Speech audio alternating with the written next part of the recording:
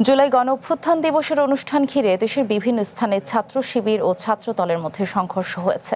নারায়ণগঞ্জের চাষারায় দফায় দফায় সংঘর্ষে দুপক্ষের অন্তত 10 জন আহত হয়েছেন। বহিরাগতদের নিয়ে মিছিল করার অভিযোগকে কেন্দ্র করে বরিশাল বিশ্ববিদ্যালয়ে ছাত্রদল ও ছাত্র শিবিরের মধ্যে সংঘর্ষে অনেকে আহত হয়েছেন। এছাড়া গাইবান্ধা, লক্ষ্মীপুর ও ঝিনাইদহে জুলাই গণঅভ্যুত্থান দিবসের অনুষ্ঠানে হাতাহাতি ও হট্টগোল হয়েছে। লাইফে কখন কি হয় গ্যারান্টি আছে, তাই ইন্স্যুরেন্স করুন সিটি ব্যাংকে, কারণ ইন্স্যুরেন্স করলে সিটিতে সুরক্ষা পাবেন নিশ্চিন্তে।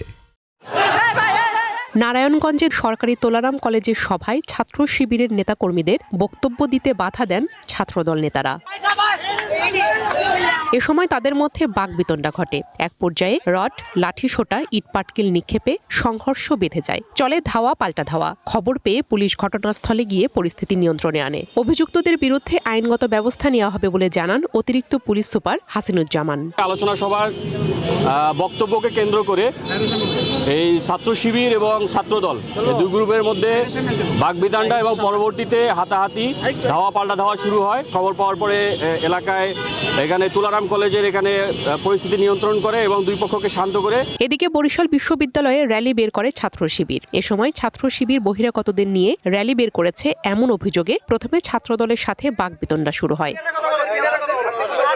পরে ধাওয়া পাল্টা ধাওয়া ও সংঘর্ষের ঘটনা ঘটে। ছাত্রদলের অভিযোগ, বহিরাগতদের নিয়ে মিছিল করায় আপত্তি জানালে শিবিরের নেতাকর্মীরা তাদের উপর হামলা চালায়। বহিরাগত দিয়ে ববি শিক্ষার্থী, সাধারণ শিক্ষার্থী এবং ছাত্রদলের উপরে অতিরিক্ত হামলা, 10-এর অধিক শিক্ষার্থী সহ সাধারণ শিক্ষার্থী সহ আহত হয়েছে। অন্যদিকে ছাত্র শিবিরের দাবি, শান্তিপূর্ণ কর্মসূচি চলাকালে ছাত্রদলের নেতাকর্মীরাই তাদের উপর চড়াও হয়। ছাত্রদলের সন্ত্রাসীরা নগ্ন কায়দায় আমাদের উপর আক্রমণ করে। এখানে তারা যে অভিযোগগুলো নিয়ে আসে, তারা বাহিরে দাঁড়ানো ছিল, বহিরাগত ছিল, তাদেরকে শিবিরের উপর দায় দিয়ে এটা হচ্ছে ব্লেম দেওয়া হচ্ছে। বর্তমানে পরিস্থিতি স্বাভাবিক বলে জানিয়েছে পুলিশ। এখানে আমাদের যে বরিশাল বিশ্ববিদ্যালয়ের বিসিআর আছে এবং ডক্টর মহোদয় আছে, তারা এই সমস্যা সমাধান করার চেষ্টা করছে। ভিতরে একটু উত্তেজনার সৃষ্টি হয়েছে, এখন পরিস্থিতি মোটামুটি স্বাভাবিক আছে, তারা কাজ করেছে।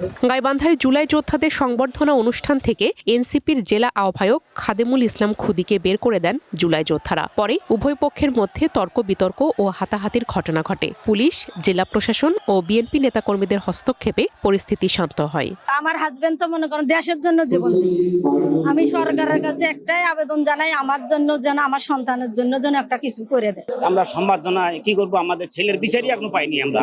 ঝিনাইদহ সদর উপজেলা অডিটোরিয়ামে অনুষ্ঠানে জুলাই যোদ্ধা হুসাইন আহমেদ জুলাই সনদ বাস্তবায়ন নিয়ে সরকারের অবস্থানের সমালোচনা করেন। বলেন, গণভোট অবৈধ হলে এই সরকারও অবৈধ। এমন বক্তব্যের বিরোধিতা করে জুলাই যোদ্ধাদের মারতে তেড়ে যান বিএনপি ও যুবদলের নেতাকর্মীরা। যদি গণভোট বাতিল হয় তাহলে অবশ্যই সরকার অবৈধ। আমি এই কথাটি বলেছি, তো সামনের সারি থেকে এর প্রতিবাদ আসে, সরকার কেন অবৈধ হবে। তারপরেই আপনারা দেখেছেন পরিবেশটা উত্তপ্ত হয়েছিল। পরবর্তীতে আমরা জুলাই যোদ্ধারা ওয়াকআউট করার সিদ্ধান্ত নিয়েছিলাম। তাদের অনুরোধে আমরা অনুষ্ঠানে স্টে করি। লক্ষ্মীপুরে আলোচনা সভা ও সংবর্ধনা অনুষ্ঠানে শিবিরের নেতা সারোয়ার, পানি সম্পদ মন্ত্রী শহীদউদ্দিন চৌধুরী অ্যানির সমালোচনা করতে গেলে ছাত্রদলের নেতাকর্মীরা প্রতিবাদ জানালে হট্টগোল শুরু হয়। পরে পুলিশ পরিস্থিতি নিয়ন্ত্রণে আনে।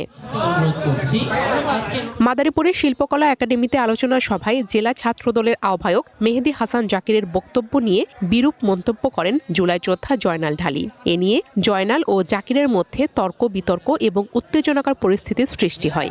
জুলাই যোদ্ধাদের পক্ষ থেকে প্রিয়া কুন্ডু, ওয়ান ন্যাশনাল।